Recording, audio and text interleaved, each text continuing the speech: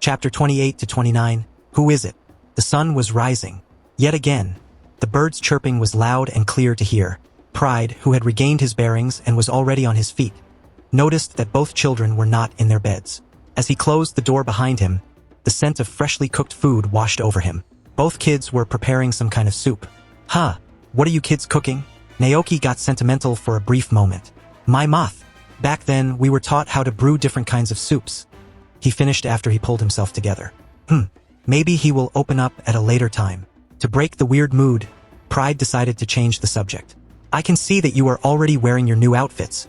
While they were strolling through the city, Pride bought them an insane amount of clothes.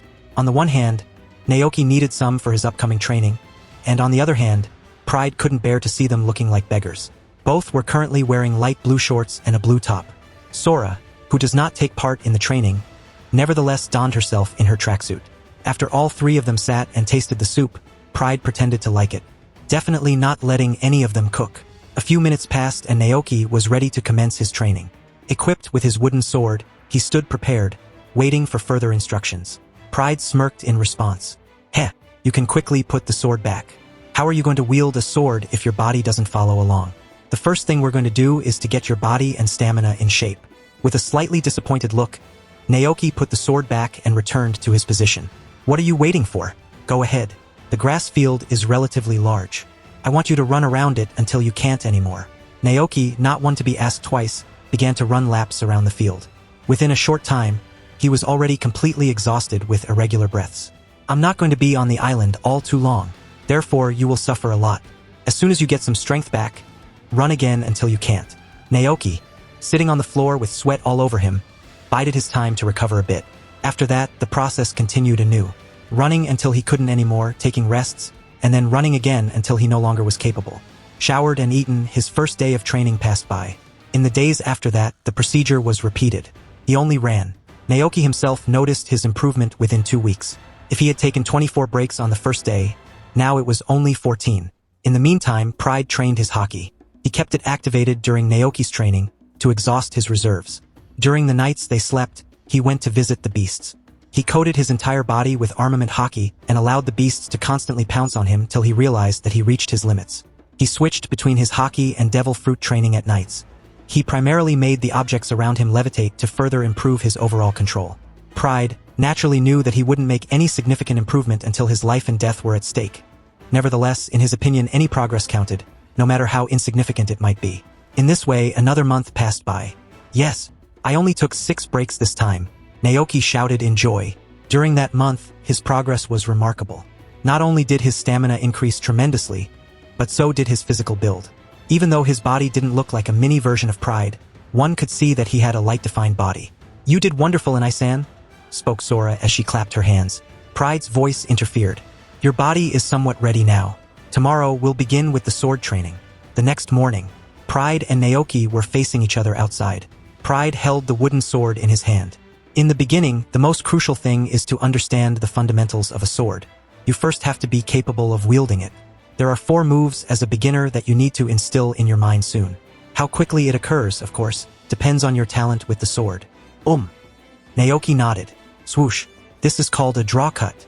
A strike that uses the momentum of drawing the sword as fast as possible to create increased speed and thus more damage.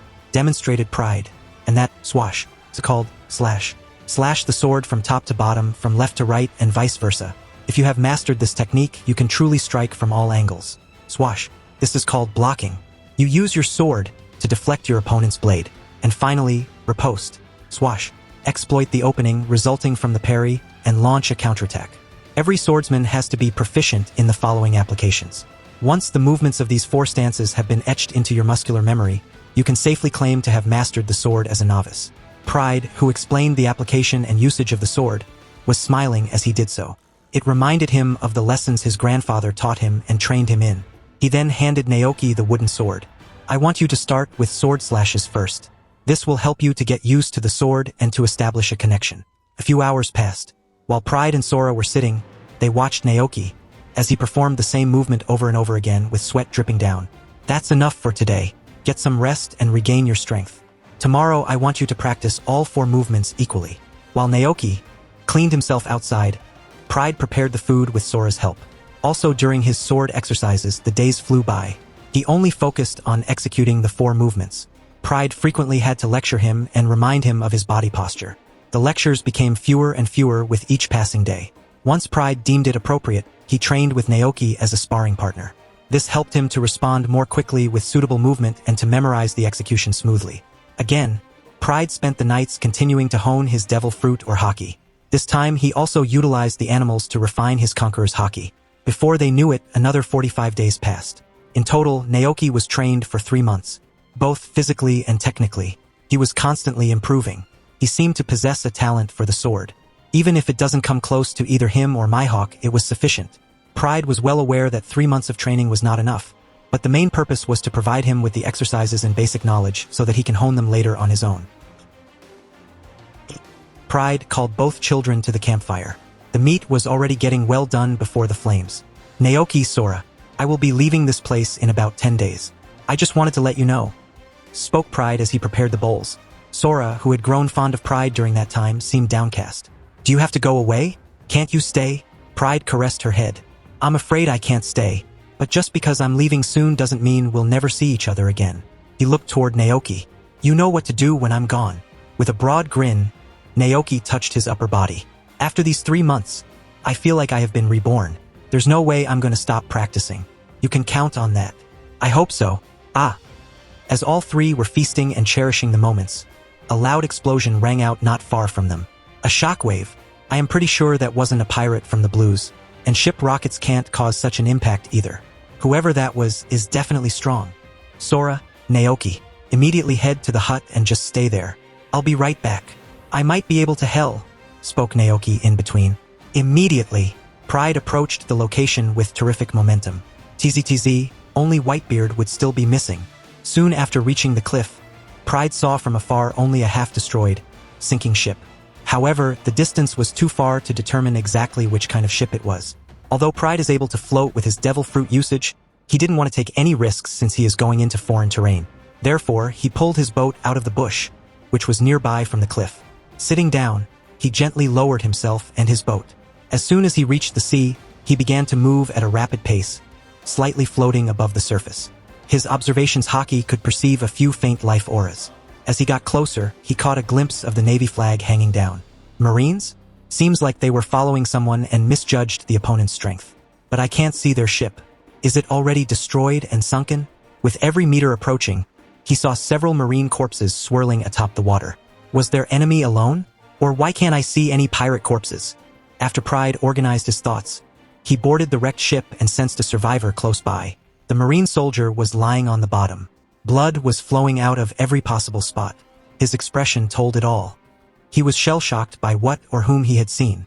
With widened eyes, one could hear him whispering faintly, I am sorry, sweetheart. Those were his last breaths before he left this world for good.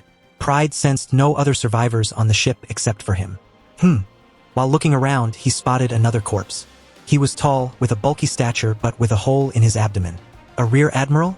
The one they fought against was certainly powerful. After all, the current rear admirals can be compared to the vice admirals from the future. Not only are they proficient in all of the Rokushiki techniques, but also in both types of haki. Pride shifted his gaze. Turning to the right, he sensed another presence. The said person was in a more distant location. However, his life force was also weakened. Pride re-entered his boat and moved towards the person. I presume he fought the Marines alone.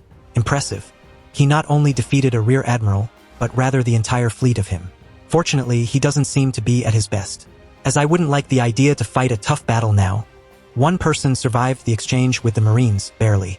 He was clinging to a detached wooden plank with his last remaining strength. The rear admiral cornered him pretty badly. Nonetheless, it was he who triumphed, though he paid a price for his victory, for he too was covered in blood. Yet he was a bit more fortunate, as his injuries weren't at any vital points. He vaguely felt the approach of someone. Faintly he heard words by which he was addressed. He accepted the help of the person. He didn't sense any malicious intentions from him. The only tool he could rely on was his observations haki. It was among the most sophisticated ones, allowing him to perceive the intentions of his opposite. After all, he was only among a handful born with it. With a clear mind, he was able to leave himself to someone else, and soon after, he lost consciousness. Pride, carrying the unconscious man over to his boat, made his way back. I assume and pray that the Marines here haven't transmitted their coordinates to the headquarters or any other base. Or soon it's going to be pretty fierce with many Marine ships around. After closer inspection, the man seemed slightly familiar. He had long red hair. His face wasn't recognizable though, as it was adorned with plenty of blood. His build, his appearance, it's just at the tip of my tongue. But there's no point in speculating. As soon as he wakes up, I'll find out who exactly he is. After they reached the shore again and floatingly landed on the grassy area, Pride took the unknown man on his back and carried him towards the hut. Within a short time, he was there and called for Naoki. The latter opened the door moments later. You called for me? So what was that explosion all about? You can ask the questions later.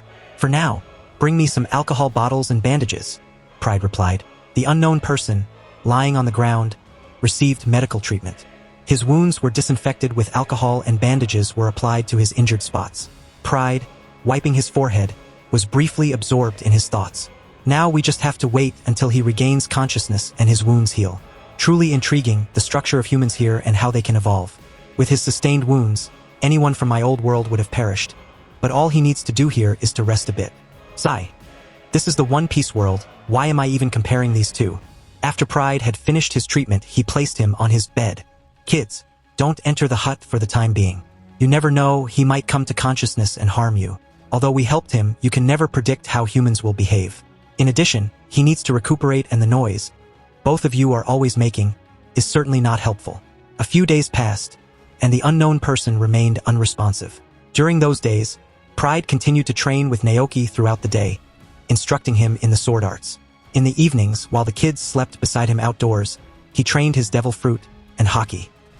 The smoke soared up. A beast-like entity loomed over the fire and was roasted.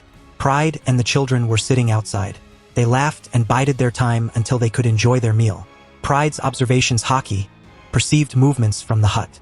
Soon sounds also emerged that the children heard. Wait here for a moment, spoke Pride to the kids as he approached the hut.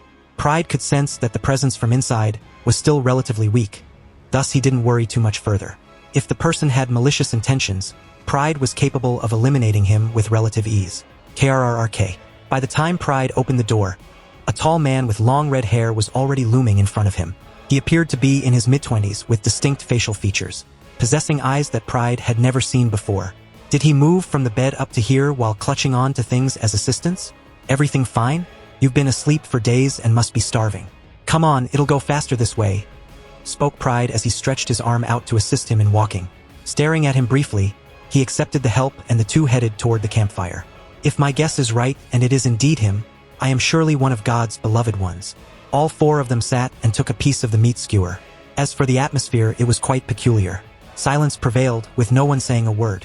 Just as Pride was considering to initiate a conversation, Sora's voice chimed in. Hello, that must hurt a lot. Despite Isen patching you up for so long, she said in an innocent tone. Thank you for pulling me out of the water. The man spoke as he bit into his skewer. Pride. You can call me Pride. Hehe, and I'm Sora. And this is my older brother Naoki, she said whilst pointing at Naoki. Sora, I can speak for myself. But as she said, I'm Naoki. His voice rang out as he subsequently scratched the back of his head oddly. Patrick Redfield. Pleased to make your acquaintance.